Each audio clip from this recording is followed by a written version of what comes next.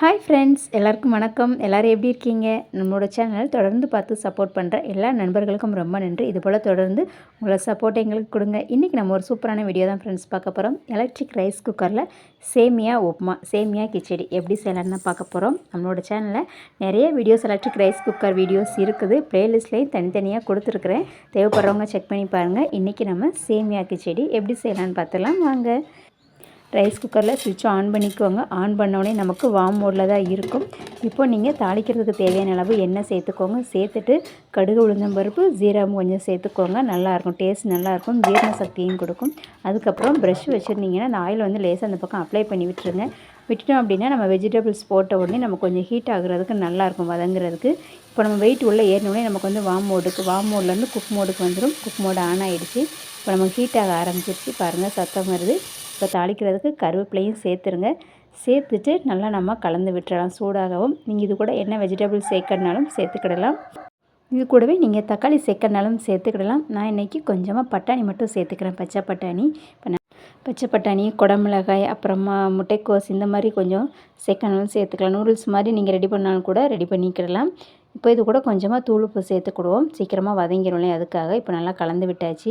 ரொம்ப நேரம் நீங்கள் இதே மாதிரி வச்சுருந்தாலுமே நம்ம கொஞ்சம் கீழே பிடிக்க ஆரம்பிச்சிடும். அதனால் நல்லா மிக்ஸ் பண்ணி விட்டுட்டு நீங்கள் தேவையான அளவு தண்ணி சேர்த்துக்கோங்க. இப்போ நம்ம பட்டாணி சேர்த்துக்கிறோம். நார்மலாக ஒரு பாக்கெட் அளவுக்கு வந்து ஒரு செம்பு அளவு தண்ணி ஊற்றுவோம். அதே மாதிரி தான் எப்போவும் நீங்கள் உப்புமா செய்கிற மாதிரியே செஞ்சுக்கோங்க. இது வந்து பேச்சுலர்ஸ்க்கு ரொம்பவே யூஸ்ஃபுல்லாக இருக்கும். இந்த ரெசிபி எலக்ட்ரிக் ரைஸ் குக்கர் வச்சுருந்தாங்க அப்படின்னா அவங்க டிஃபன் ஐட்டம், சாப்பாடு எல்லாமே ரெடி பண்ணிக்கலாம். இப்போ தண்ணி சேர்த்துட்டோம். தேவையான அளவு உப்பு சேர்த்துக்கோங்க. இது கூட தேவையான அளவு மசாலா வந்து நான் இன்றைக்கி கரம் மசாலா மட்டும் சேர்த்துக்கிறேன். கரம் மசாலாவும் கொஞ்சமாக பிரியாணி மசாலா ஃப்ளேவருக்காக சேர்த்துக்கிறேன். உங்களுக்கு இந்த மசாலா வேண்டாம் அப்படின்னா நீங்கள் ஸ்கிப் பண்ணிக்கலாம். மசாலா சேர்க்காமல் அதுக்கு பதிலாக பச்சை மிளகாய் சேர்த்துக்கலாம். நெய் சேர்க்குறவங்க கொஞ்சமாக நெய்யும் சேர்த்துக்கோங்க. கீழே நமக்கும் நல்லா ஒட்டாமலும் நல்லா டேஸ்ட்டாகவும் வரும். இப்போ மூடி வச்சுருங்க. ஒரு 2 நிமிஷத்தில் நமக்கு நல்லா தண்ணி கொதித்து வந்துடும். தண்ணி கொதித்ததுக்கப்புறமா நீங்கள் சேமியாவை இது கூட சேர்த்துக்கோங்க. சேர்த்துட்டு நல்லா மிக்ஸ் பண்ணி விட்டுறலாம். இதே மாதிரி ரவையும் நீங்கள் இதே மாதிரி செஞ்சுக்கலாம். ரவா உப்புமா, ரவா கிச்சடியும் நீங்கள் இதே மாதிரி செஞ்சுக்கலாம். நம்மளோட சேனலில் அதுவும் போட்டிருக்கோம்.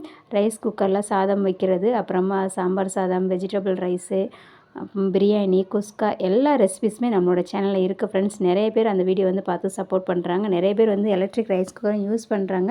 வீடியோஸும் நிறைய பார்க்குறாங்க. ஸோ அதுக்காக தான் இந்த வீடியோ இந்த டைம் வந்து போஸ்ட் பண்ணியிருக்கேன். நிறைய பேருக்கு யூஸ்ஃபுல்லாக இருக்கும்னு நினைக்கிறேன். யூஸ்ஃபுல்லாக இருக்கும்னு நினைக்கிறவங்க வீடியோஸ் பார்த்தீங்கன்னா பார்த்துட்டு கமெண்டில் சொல்லுங்கள்.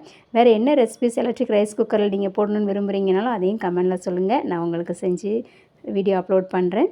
தண்ணி கொதித்த உடனே சேமியா சேர்த்துட்டு மூடி போட்டு மூடிடுங்க. கரெக்டாக 1லேருந்து 2 நிமிஷத்துக்குலாம் உங்களுக்கு நல்லா வெந்து வந்துடும். சூப்பராக வெந்துருச்சு பாருங்கள். அதுக்கு மேலே ரொம்ப டைம் எடுக்காது.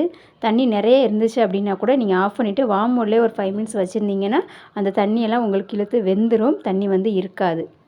இப்போ நமக்கு ஃபுல்லாக தண்ணி இல்லை, ட்ரை ஆகிடுச்சு.